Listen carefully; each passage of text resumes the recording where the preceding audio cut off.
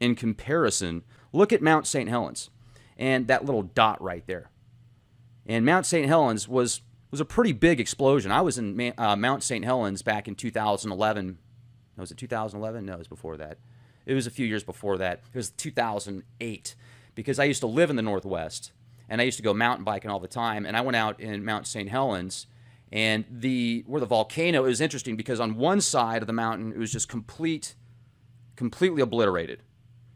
And then the other side, you've got all these beautiful trees that didn't get affected as much or at all by, I shouldn't say at all, but didn't get affected. They look great. They're beautiful by the magma and lava that was released. That was a pretty big deal. And it could go off again because it's an active volcano. But look at the small plume in comparison to what would happen if Yellowstone was to erupt. So when you've got stories coming out and whistleblowers saying that the powers that be, those shadow agencies, are planning on detonating an explosion around the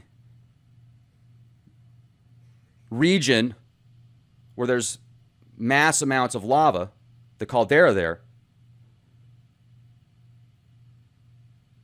it really makes you wonder. Now let's take a look at this right here. So first of all, this is what I find interesting. This is directly from usgs.gov. From 1,000 to 3,000 earthquakes typically occur each year within Yellowstone National Park. So we've already exceeded the 1,000 quakes in just a couple of weeks, a little over a couple of weeks. Now, if we scroll up here, this will give you an idea. Recent seismic activity in the Yellowstone region over the past couple million years. And you see these outlines here. So look at the boundaries of the older calderas. And there's been articles that have came out recently that say there's more lava under there than originally thought. A lot more. And then you go here. Let's take a look at this right here. This will show you. Let me zoom in on this a little bit.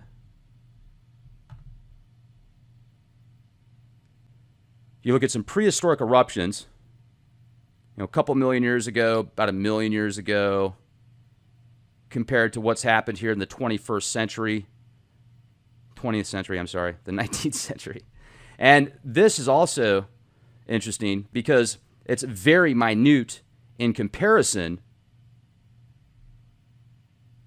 So we haven't really seen obliteration like the ancients did yet. Here's another one right here. This is the volume of erupted volcanic ash. So you can look at Yellowstone here, 585 miles to the third power, 2.1 million years ago. Long Valley, Mount St. Helens, 0.1 versus 585. Look at that. 0.1 versus 585. To put that in comparison, Mount St. Helens versus Yellowstone. This is directly from volcanoes.usgs.gov. You can see that over the past 30 days, 1,114 earthquakes. 1,114 earthquakes in 30 days. So it's literally exceeded the yearly average in just a matter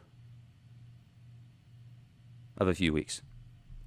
And there's absolutely nothing to worry about according to the mainstream news. Now, when the mainstream news says there's nothing to worry about, that's when I think you need to worry about it. When they say there's something to worry about, it's usually there's not. Now, not always, but it seems like they just like to play these little mind games with us. You're like, oh, watch these little cockroaches squirm. We're the elites. They're just the cockroaches. No, it's the other way around. Right here, earthquakes from 1,000 to 3,000 earthquakes typically occur each year within Yellowstone National Park and its immediate surroundings. So, you go up here. You can look at the data once again. This is directly from usgs.gov. This is from truthernews.files. This is where I found this article where supposedly a whistleblower came out and said the powers that be are planning to ignite Yellowstone with a nuclear type weapon. And this will show you that it's supposed to happen August 21st, 2021. You can see the amount of ash in feet according to these docs right here.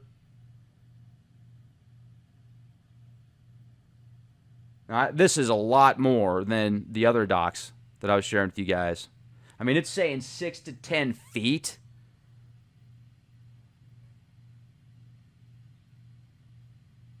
In places, panhandle around Texas, parts of Idaho, obviously Montana. Jeez. And it's saying 13 feet. So these are way off compared to the ones that I was sharing with you guys. I don't know where they got this data. 0 to 11 inches. As far down as San Antonio, all the way down to, looks like Corpus Christi almost, in Texas. That's the beach. Could you imagine if that much ash covered the planet or covered the country? That makes me think of the Deagle reports. You guys remember the Deagle reports that came out? That's a think tank, and they are an independent think tank, and they came out with some calculations about how many people are going to be in the U.S. in, I think it was like 2027. And they were calculating, 29 million, 27 million, something like that. Now, here's another thing I think about. If you guys look at the amount of magma and lava that flows underneath us, it puts the landmass, it's pale in comparison. And I wonder, with all these nuclear reactors, these 449 plus nuclear reactors, and there's about 100 in the U.S., well, let's just say that all of a sudden this huge split opens up in the earth and it just sucks down, literally it just like eats those nuclear reactors.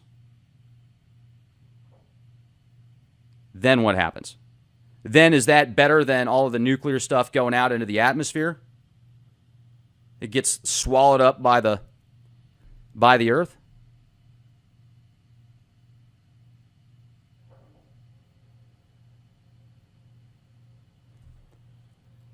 Deagle is a great site, and they actually did a rebuttal, or they had not a rebuttal, but they talked about that report because it caused a whole bunch of chatter, and some people speculated it was from the Ebola virus, and they didn't even use those calculations.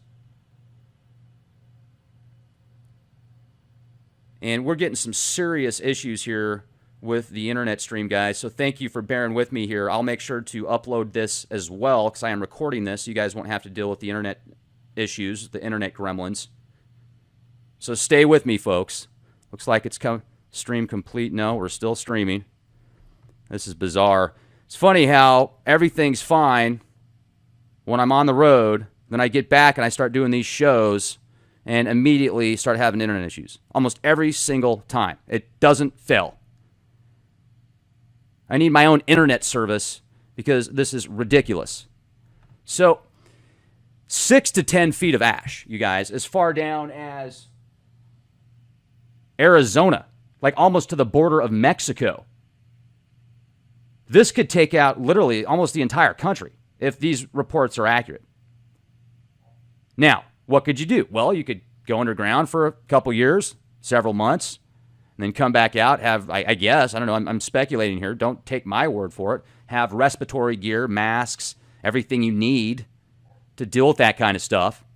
You could have a concrete shelter somewhere and hopefully survive the initial onslaught and then come out, and then you'd have to find a way to, you'd have to have seeds, you'd have to have a water supply, you'd have to have a continual water source, filtration systems.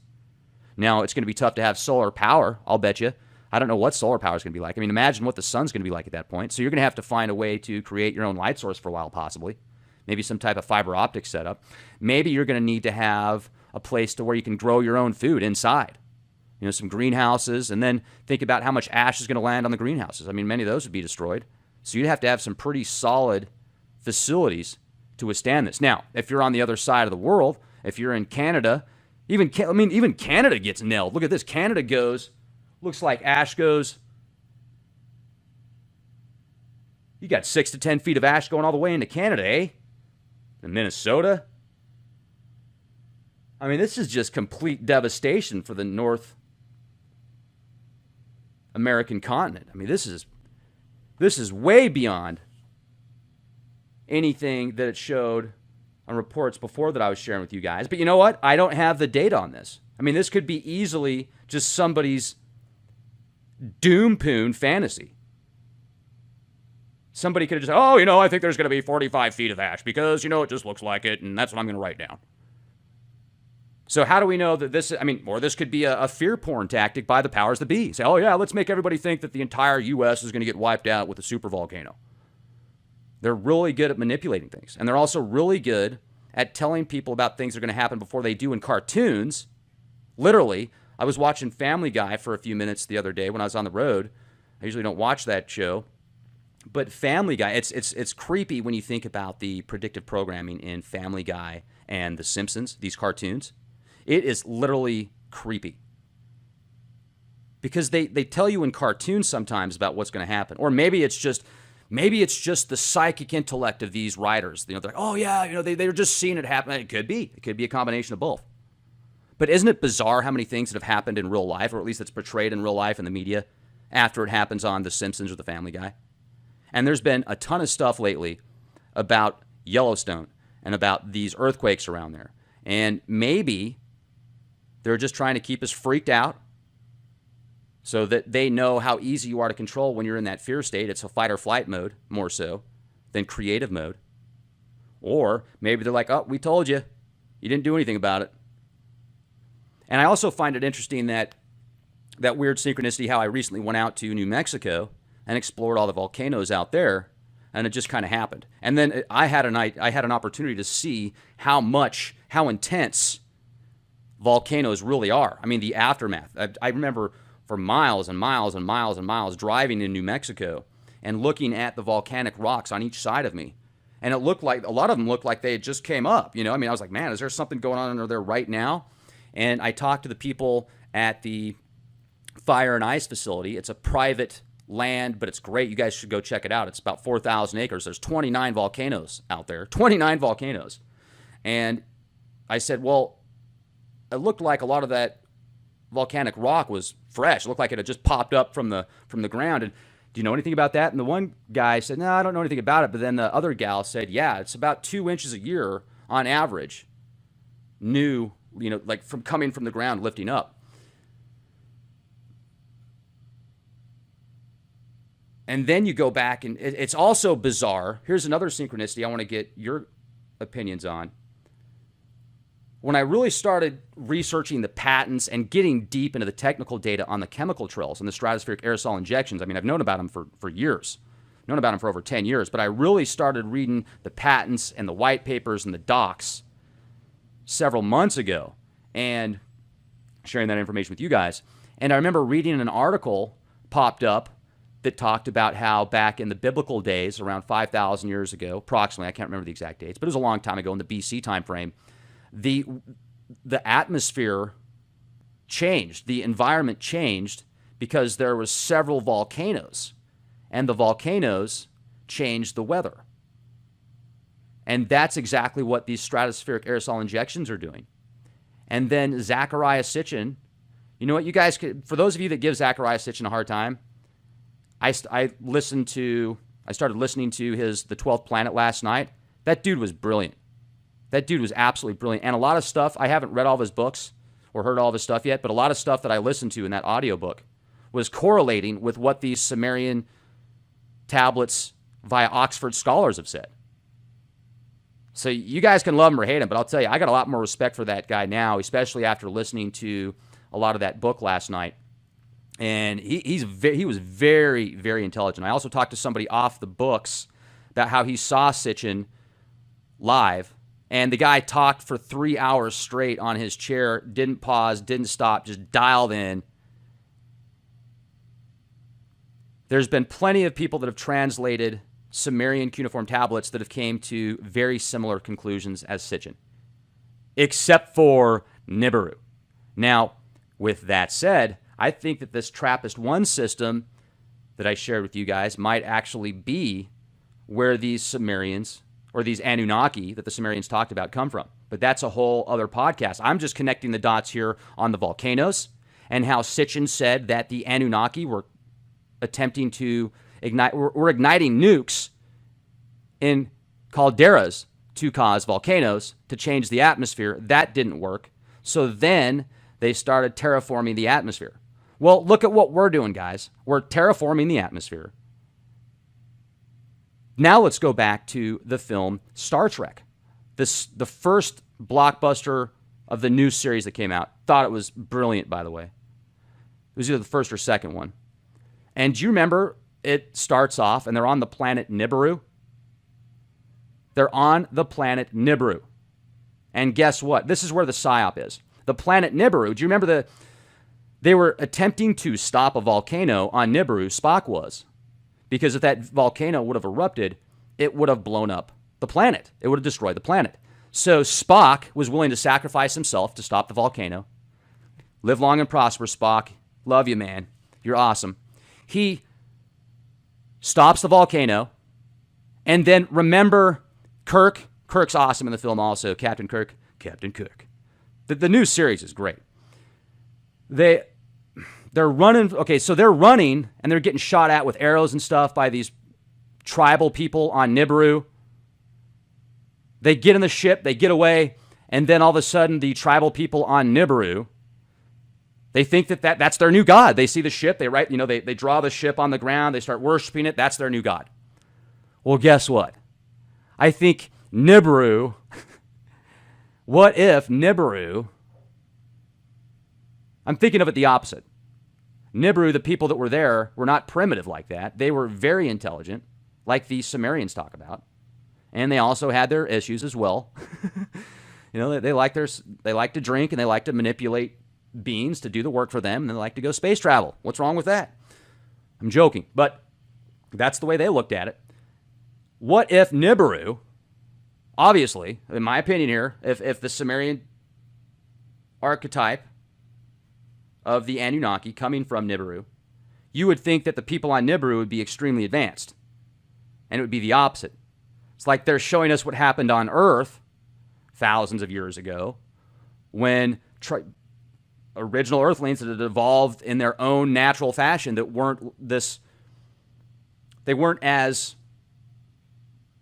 I don't want to use the term intellectual, because in some ways they were far above and beyond on a spiritual level and a soul level, but as far as the mental applications of building things to either blow stuff up or to, incredible, brilliant inventions. It's like you've got both there. They talked about, they would see something, they would see these beings come down from the skies and they would write about them. They would draw them. They would paint them. They would mimic them. So this is the kind of stuff that goes on in the media where they will throw it in your face, but they'll spin it a little bit. They'll tell you bits and pieces of truth, but they'll do the exact opposite on the reference of the specific person or archetype. They'll paint a picture of an archetype being good when maybe that archetype is bad. But they'll show you how the story unfolds on their side, their perception that they want you to look at, that they want you to absorb, that they want you to assimilate to.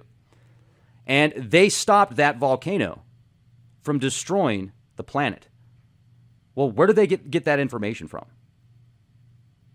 Did they steal it from the Sumerian stuff? This is where they got it and they added it to the movies? Because we know that Hollywood is full of Department of Defense help. And you can read about this stuff. Let's say you're making a movie or a TV show and you need a bunch of submarines, or you need a couple of F-17s, or maybe you need a couple tanks or something. Well, the Department of Defense, they'll be more than happy to help you out, but you better add something to that script. You better paint the right picture that they want you to pitch their agenda. I'm not saying it's wrong. I'm just saying it's the way that it is. So if you're aware of that kind of stuff, then you can know how they're conditioning you. I mean, you watch some of these movies on terror where they paint the picture of these extremists, being the bad guys, and they're going to come and, oh, well, that guy needs to be white. He needs to be waterboarded because he's an evil terrorist. But that's once again a whole other episode, but you get my point on the conditioning, how the powers that be will use certain archetypes and subliminal programming to get you to think your neighbor or that guy that lives around the world is the bad guy.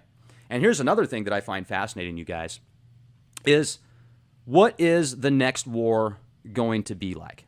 The next world war. There's been proxy wars going on now for a long time.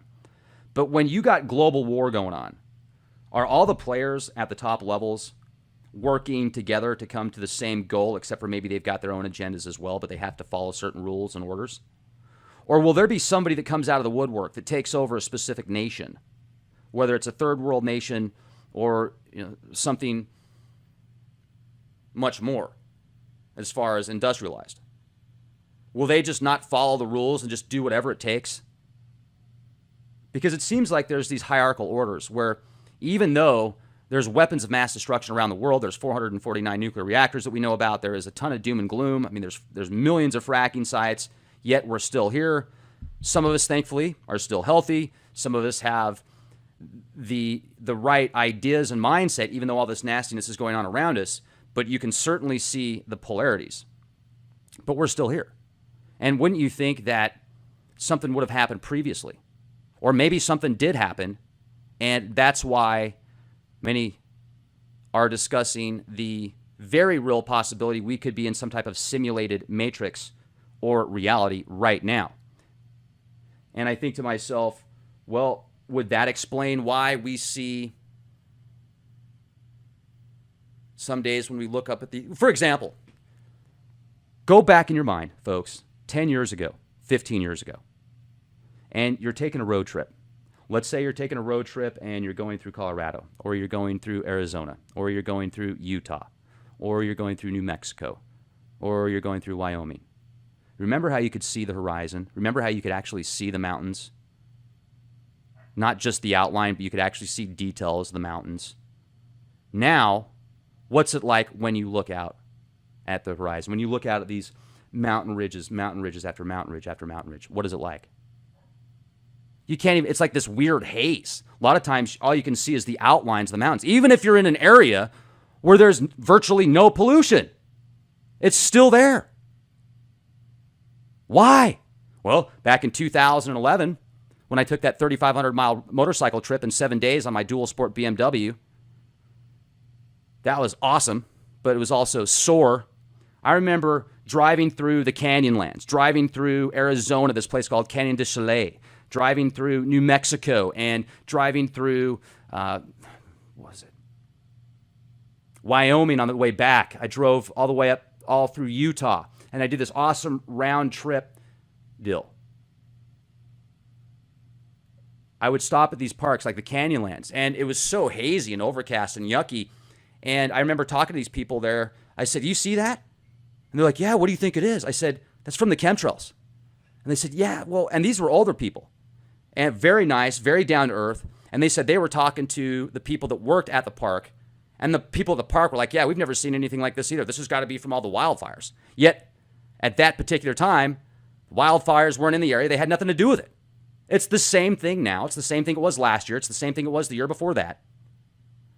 When was the last time you actually saw a beautiful blue sky all the way to the end of the horizon? You can't even see the end of the horizon anymore. It's like this weird haze. I remember driving home yesterday and looking at the clouds. Do you remember when clouds used to like move?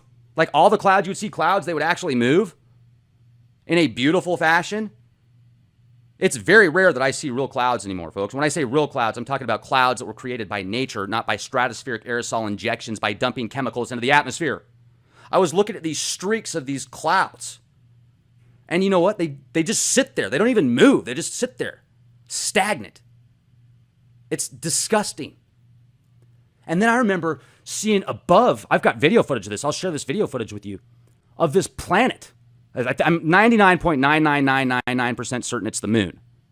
I just have to punch in because I've got about 3 minutes of video footage of this thing. I watched it for the whole way home. And the thing was this weird hazy thing, and it almost looked like the color of the clouds that they were spraying. And if you look at the moon, you can tell what the moon looks like in normal conditions. It's very easy to see the freaking moon. But now, because they spray so much crap into the atmosphere some days, you look at the moon and it doesn't even look like the moon anymore because it's all hazy and crap. I mean, it's just bizarre. I'll share this footage with you guys later. It's creepy. And I'm thinking to myself, imagine what happens if we get to a point where there's this huge planet that starts coming back. And we know, you guys, for a fact that there's dozens of trans-Neptunian objects, planets, potato, same thing, that orbit our sun that will come back. Well, is this going to freak people out? I mean, if they see this huge planet in the atmosphere, are they going to start having like neuro-linguistic programming breakdowns and not want to go to work and not want to do anything anymore? Because they just think the world's going to end? And they think that this giant planet that's coming back is actually going to rip up it's going to cause these earthquakes and it's going to cause these volcanoes to erupt and it's going to cause the atmosphere to be destroyed. What do you think? What would you do if you saw huge planets in the atmosphere that you weren't used to seeing, based on all the doom that's been incorporated into the mindset for thousands of years? Whether you live or not, whether it destroys the planet or not, what would you do? What would your mindset do? So I'm thinking to myself, no wonder they're blasting the atmosphere if there's any way that the society is going to just collapse. People aren't going to go to work anymore because they're freaked out they're going to die, whether or not they are. What would you do if you were a government? Would you tell the people, or would you hide it from the people? I'd tell the people. I mean, if I was in control, I'd be like, here you go. What are you going to do about it? Then maybe, if everybody knows about it, they could come together and come up with solutions.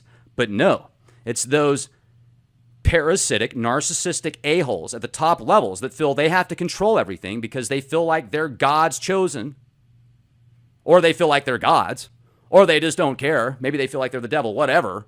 They put some label on themselves to think that they're better than us, and they're going to come up with the solution. It's got to be their idea or no idea. They would rather see, some of these psychos would rather see the entire world destroyed if somebody else came up with the solution than themselves, because they're that narcissistic. Welcome to the new world order. Who controls the world? Who